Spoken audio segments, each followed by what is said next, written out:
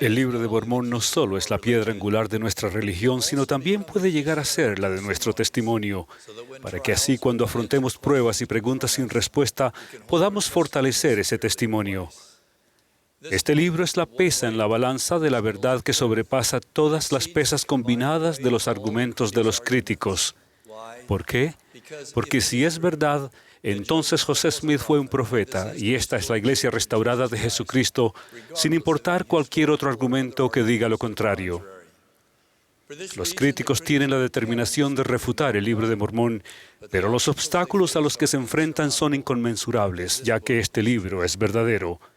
En primer lugar, ellos deben explicar cómo José Smith, un chico granjero de 23 años con educación académica limitada, creó un libro con cientos de nombres propios y lugares únicos, así como relatos y acontecimientos detallados. Muchos críticos proponen que era un genio creativo que se basó en muchos libros y otros recursos locales para crear el contenido histórico del libro de Mormón.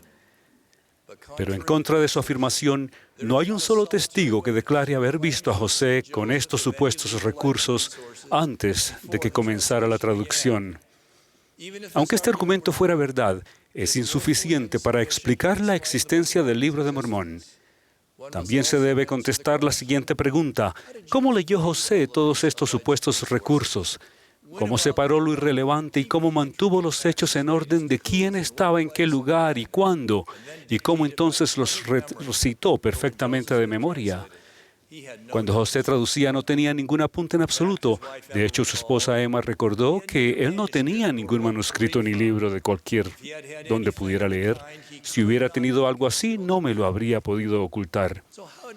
¿Cómo entonces llevó a cabo José Smith la increíble hazaña de dictar un libro de más de 500 páginas sin ningún apunte? Para hacerlo no solo tuvo que ser un genio creativo, sino también tener una memoria fotográfica de proporciones prodigiosas. Pero si eso es verdad, ¿por qué sus críticos no resaltan ese talento maravilloso? Esos argumentos solamente explican el contenido histórico del libro, pero los temas reales siguen en pie. ¿Cómo produjo José un libro del que irradia el espíritu y de dónde sacó doctrina tan profunda, mucha de la cual aclara o contradice las creencias cristianas de su tiempo? Por ejemplo, el libro de Mormón enseña, contrario a la mayoría de las creencias cristianas, que la caída de Adán era un paso positivo hacia adelante. Revela los convenios que se hacen durante el bautismo, lo cual la Biblia no menciona.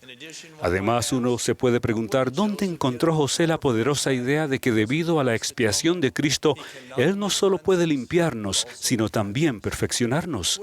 ¿Dónde encontró el imponente sermón sobre la fe en Alma 32? ¿O el sermón del rey Benjamín sobre la expiación del Salvador, que es quizás el sermón más maravilloso en cuanto a este tema en todas las Escrituras?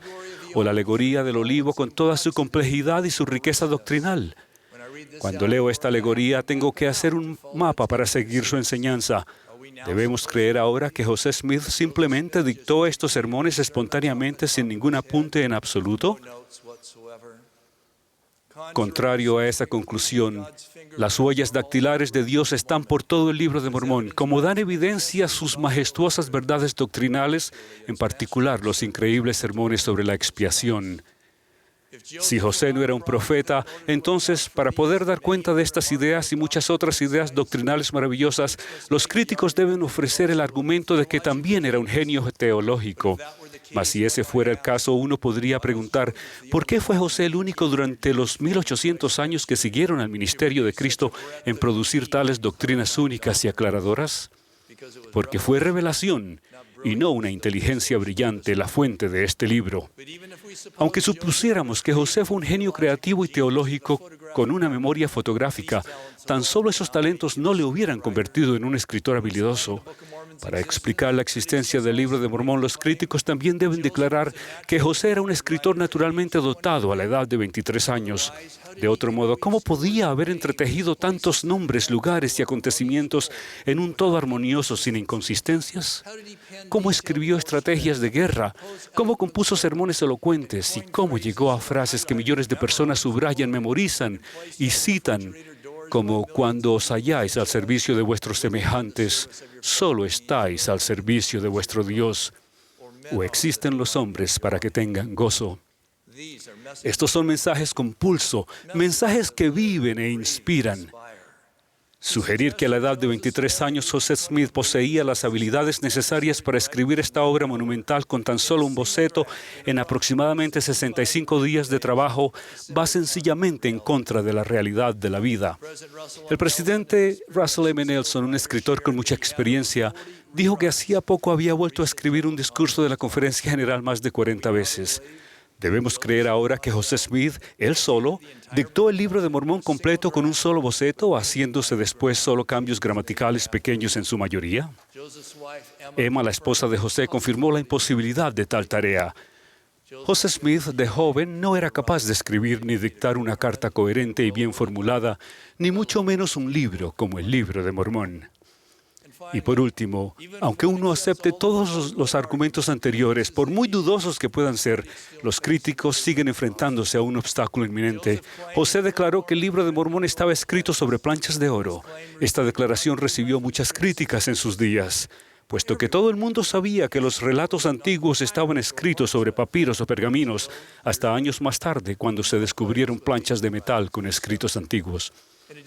Además, los críticos afirman que el uso de cemento, como se describe en el Libro de Mormón, iba más allá de las habilidades técnicas de los primeros americanos, hasta que se encontraron estructuras de cemento en la antigua América. ¿Cómo explican los críticos ahora estos descubrimientos y otros similares? José debía haber sido también un adivino con muchísima suerte. De alguna manera, a pesar de todo lo que tenía en su contra todo el conocimiento científico y académico existente, adivinó lo cierto cuando todos los demás estaban equivocados. Después de todo esto, uno se podría preguntar cómo alguien podría creer en todos estos supuestos factores y fuerzas como proponen los críticos. Se combinarán fortuitamente de tal manera que permitieran que José escribiera el Libro de Mormón y así fomentara un engaño satánico. ¿Pero qué sentido tiene eso? En directa oposición a tal afirmación, este libro ha inspirado a millones de personas a rechazar a Satanás y a vivir de manera más cristiana. Aunque algunos decidan creer lo que dicen los críticos, para mí es un callejón sin salida intelectual y espiritual. Para creerlo tendría que aceptar una asunción sin prueba tras otra.